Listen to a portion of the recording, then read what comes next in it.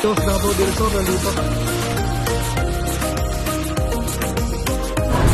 Oh, Canada!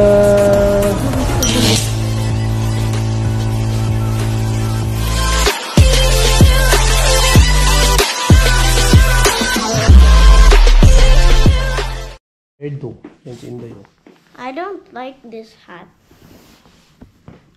Inday! Sino mo si Inday mga paro? Inday! Kapal na ng suot ito. Remember last year when it's like New Year's Eve? Yeah.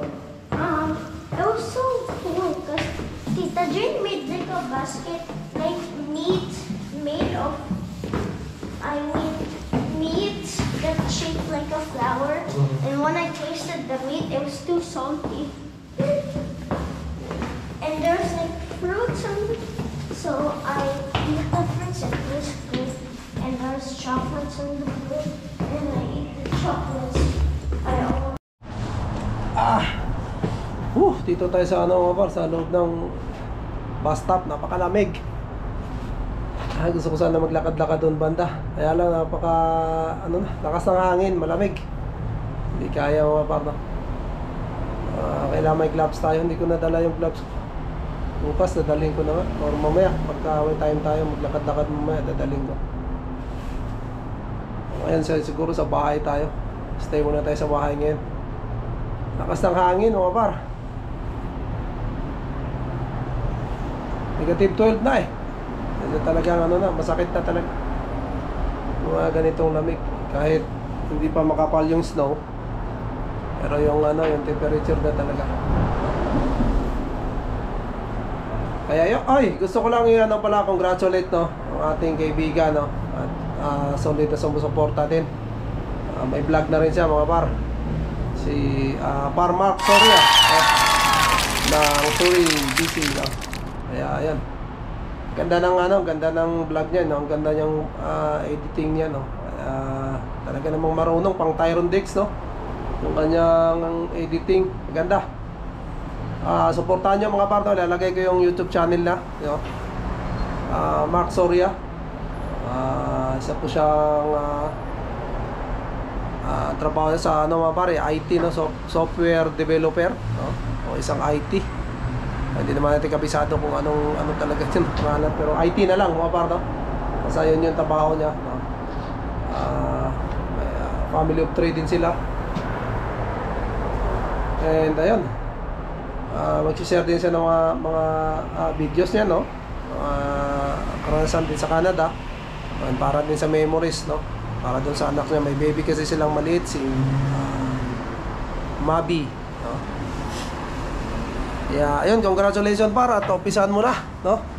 Sana yan, ituloy-tuloy mo yan par, dahil yun nga, bukod sa par, no? Bukod sa meron kang pagkabala ng kahit pa paano, no? Meron ding memories para din sa anak mo, no?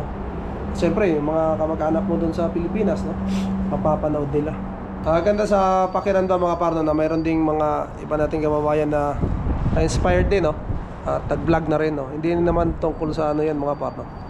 Sa mga views or kumita ka, no? Matagal pa po yan dahil may requirements ang YouTube, no? Pero yun, yung memories mga par, hindi yan mababayaran, no? Kaya congratulations para Soria, para Mark Soria, no? And yun, naabangan ko yung mo, yung mga kwentong Canada mo rin, no? At mga buhay-buhay mo dyan. Pero ngayon mga par, papasok muna tayo. Dahil malamig na, hindi na kaya eh. Pasok muna tayo. Hindi pa tayo nakapagkape dahil medyo tayo ng tulog kanina. Ayan, no? Dito sa amin mga par, no? Nilalagyan nila ng asin. Ayan. Ayan, no? Puro asin yan mga par, hanggang doon sa dulo. Dahil kung sakaling mag-snowman, wala. Walang snow dito banda, malinis.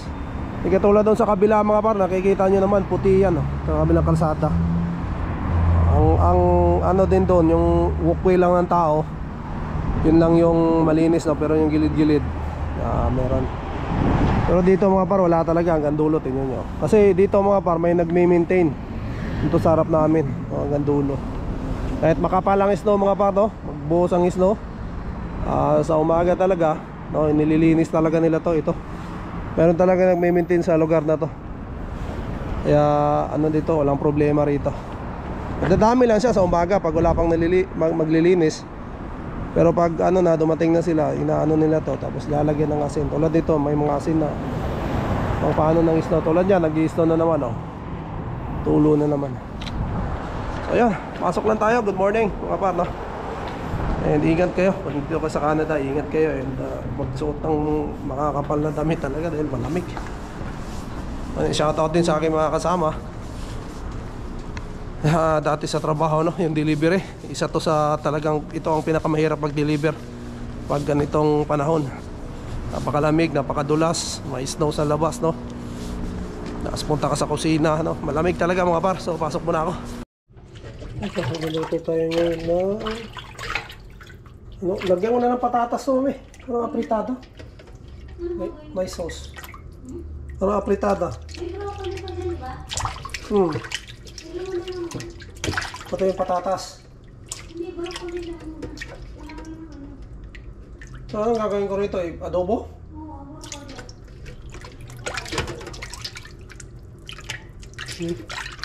Adobo na naman yung broccoli.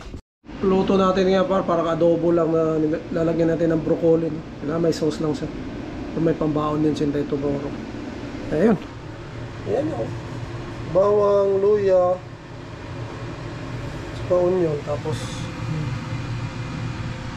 yung manok. Ilunod na yan. Ayan. Isa lang ito mga par. Baka ano lang ito, madali lang.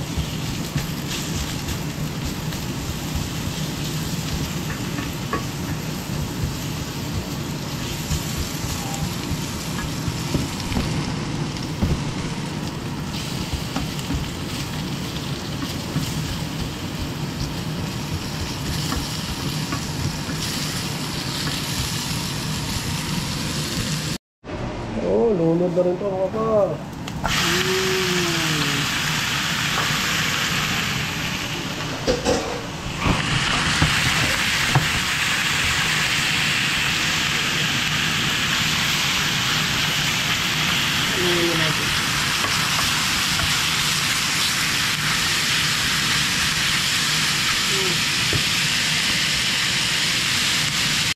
Uy, bakit?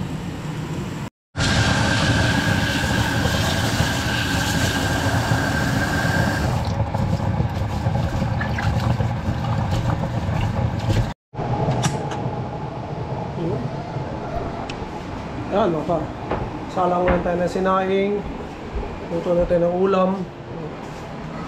Relax muna tayo habang hintayin natin yung ano. Adobo lang to mga par, adobong manok. Lagyan ng broccoli, medyo social no? Wala kasi ibang gulay na yung ano namin kaysa masira. Lagyan na lang namin. Then yun, dilim no? Tingnan natin yung sili ko mga par. Yan, sili ko 4. Hanggang ngayon, di pa namumunga. Siguro 4 months na to Para yatang na ano mga par, na tawag na bansot, no? Pero buhay pa naman. Hayaan ko lang dyan. Dilig-diligan ko lang. Kung hindi siya maano, wala tayong magawa, no? Pero siguro baka mamunga yan after ano. Hindi ko alam kung kulang sa lupa o ano. Kulang sa abono. Ito mga par, biskwit, no? Binigay ito ng klase ni Inday, si Sarah. Ayan. Yung biskwit. Wala naman siya sa gitna. Bigyan natin kay Inday. Daya. Silence is hereby enjoyed. Magkitahimik po tayo lahat. Mami.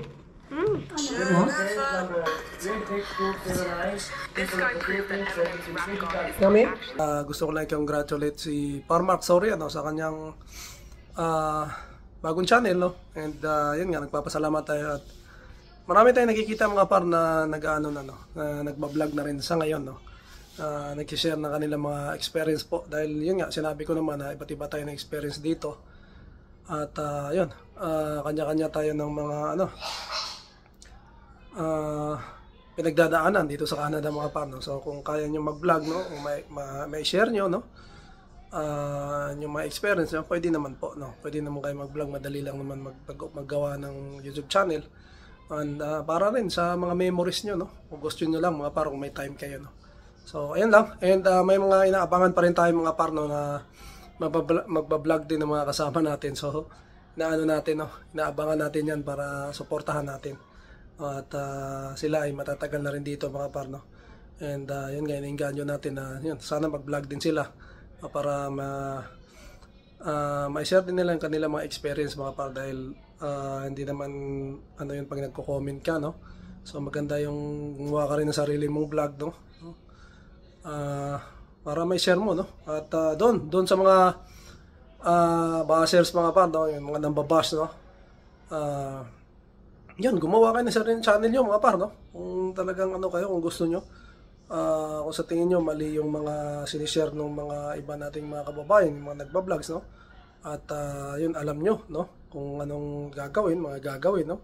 Gumawa rin kayo ng sarili yung channel mga par, no? At para may share nyo doon, no? At pag nalaman natin yan, no? Susuportahan naman natin yan mga par, no? Wala naman tayong problema dyan, no? Open naman yan, yung YouTube na yan, lahat pwede, no? Pwede ka mag-vlog, depende sa'yo, no? Kaya nga, in-encourage ko rin yung mga nambabash, no? Yung mga, yung sinasabi na, yun, alam ko, magagaling yun sila mga par, no? Mas magaling sila kaysa sa atin, mas matagal sila rito sa Canada, no? Marami silang experience, no? Kung ako sa inyo mga par, mag-vlog din kayo, no? I-share nyo, no? Wala namang mawawala sa inyo kung talagang may time kayo, no? Para rin sa mga kababayan natin na mga bago katulad namin. So, ayun lang mga par. So, maraming salamat, and sana tayo, no?